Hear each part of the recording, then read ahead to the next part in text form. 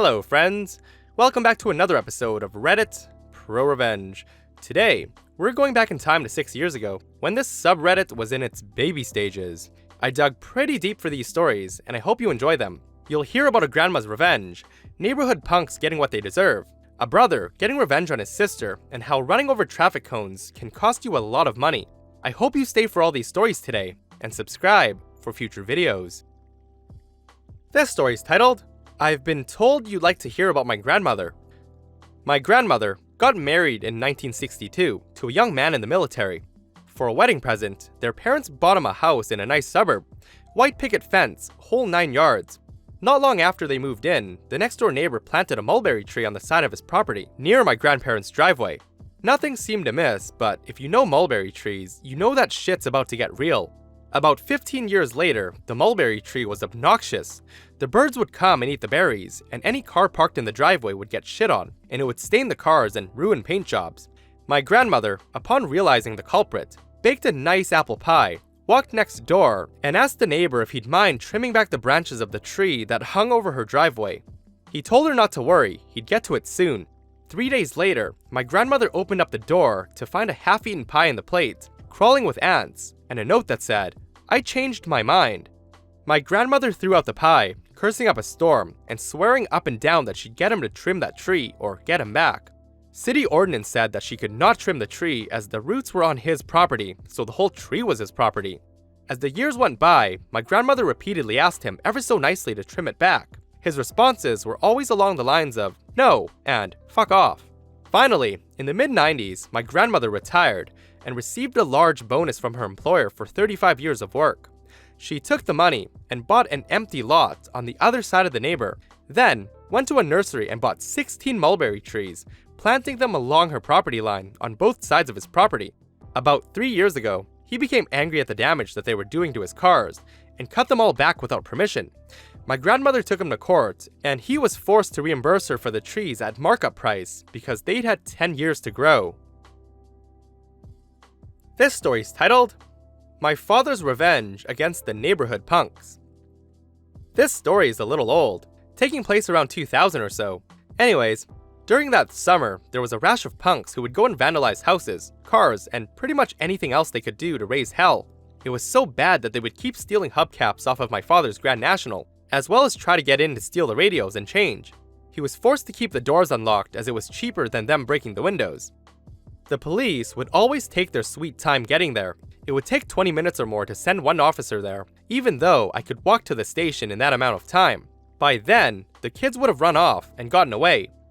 My father is an engineer by trade and decided to get back at them, as right after he replaced the hubcaps, they would be back there the next night to take them. My father went to the hardware store and bought some wires, razor blades, and he grabbed a few car batteries that he had in the garage. What he did was truly diabolical. He took a little glue, and on the inside of the door handles, he glued on the razor blades. I'll let you picture what would happen to the thieves' fingers if they went to try to grab the door handles to open the door. Next, he stripped some of the wires he got and wrapped them around the hubcaps, making sure they were pressed tight against them. He took another wire and used a little tape and glue to have the wire hovering over the wires, so that if someone were to grab them, it would complete the circuit and either burn or shock them. He connected them and went inside. That night, my father left the windows open slightly, so he could listen for them. Sure enough, sometime after midnight, those little shitheads came back. After a few yells, they seemed to have left rather quickly. The morning revealed a fair amount of blood on the vehicle handle, which trailed down the driveway. One of the hubcaps melted slightly from the heat, but the others were not triggered. Needless to say, they didn't come back after that one. I just wished we had a security system that also had a camera so we could watch those morons get it. This story is titled, Stole My iPod? Have a custom virus. Long post, but worth it. This all took place many years ago, when I was a freshman in high school. I had bought an iPod Nano with money that I had earned by helping my neighbor, and I was pretty protective of it because I didn't make much money at the time. My scumbag sister had also recognized that it was worth a few $100s. As I later found out, she had stolen it to use and then given it to a friend temporarily until the heat was off. I suspected this immediately when it wasn't on my desk where I knew I left it. I asked my parents if I had done something that warranted a punishment, but neither had touched it. Clearly, I needed evidence to pin my sister. As a freshman, I was pretty computer savvy, At the time, I was learning a few programming languages and had a good feel for novice hacking. Nothing serious, but enough to get into trouble at school kind of thing. I got to work on a spy tool. My plan was to get into her email and Facebook where I'd hope to find evidence. At the very least, I could fuck up her account and get revenge. A few hours of work later, the program was done, and it was way more than a simple spy tool. Although I honestly had no idea how to make a spy tool at the time, I damn sure knew how to write a batch file that would mess up your Windows partition 6 ways to Sunday. I basically had written a carpet bomb that had the same icon as Internet Explorer. The virus was armed when you replaced the default ie.exe file with a malicious file that shared the same file name and icon. Of course, when you went and clicked on the icon, you set it off. The original file would be launched after the virus ran, so everything was still usable. Of course, my original goal still carried out. I had packaged in a simple keylogger that records keystrokes that any decent antivirus would have noticed instantly. But once my sister was out of the house, there was nothing stopping me from ripping her antivirus out by the roots, which I did, and then planted the virus. A few hours later, she came home and hopped onto her computer.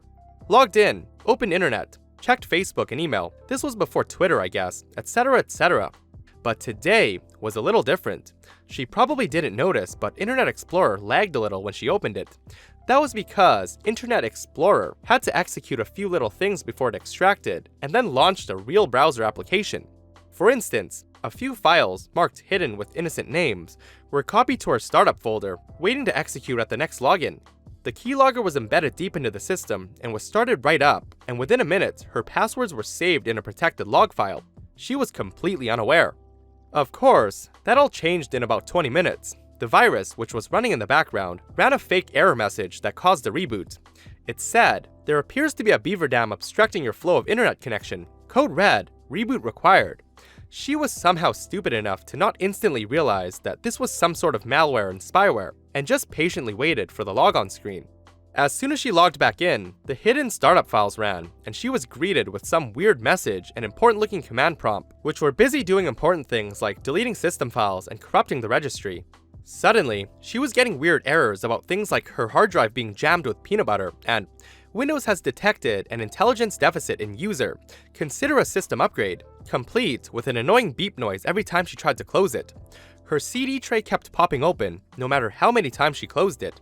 She even got a snarky message that said, "Put it in me, babe," every time it opened back up.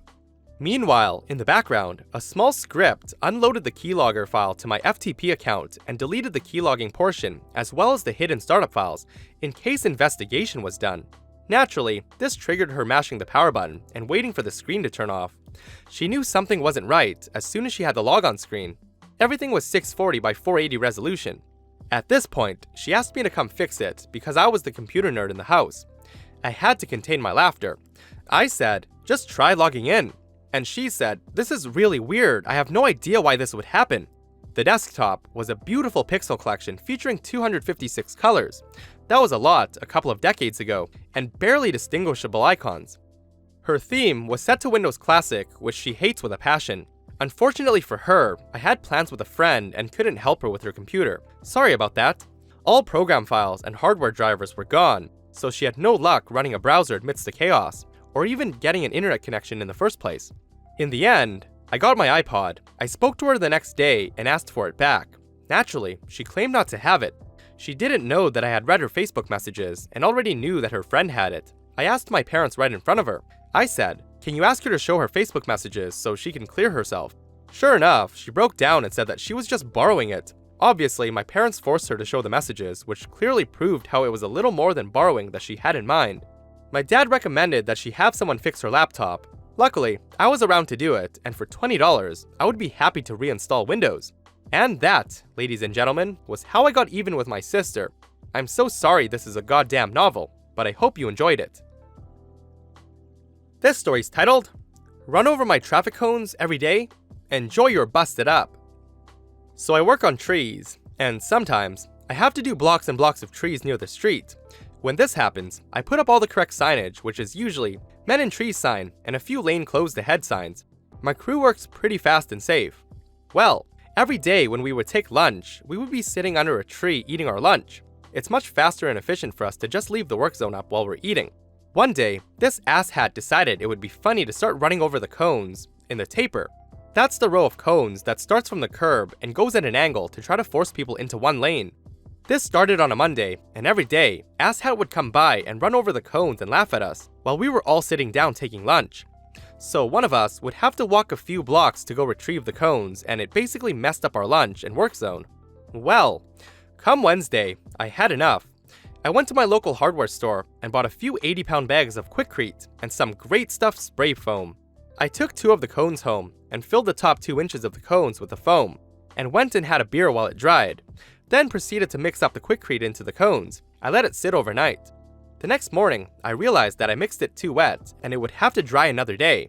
I was kind of upset that I would miss my revenge, but sure enough, Asshat came again. So Friday, I take the cones to work and set up the work zone. The first 2 cones are normal and the last 2 are concrete-filled cones.